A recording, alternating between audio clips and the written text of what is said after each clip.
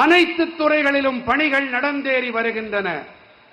இந்த வளர்ச்சி திட்டங்களின் லட்சக்கணக்கான கோடி ரூபாயை கொள்ளையடிக்க முடியாமல் இருக்கிறது என்பதுதான் திமுகவினருக்கு இருக்கும் பெரும் சிக்கல்.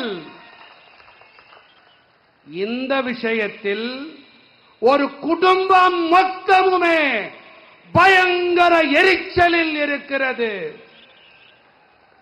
இந்த திமுக காரர்கள் என்ன நினைக்கிறார்கள் என்றால், பணம் தான் கிடைக்கவில்லை, குறைந்தபட்சம் அதை நாங்கள் தான் செய்தோம் என்று தம்பட்டம் அடித்துக் கொள்ளலாம்.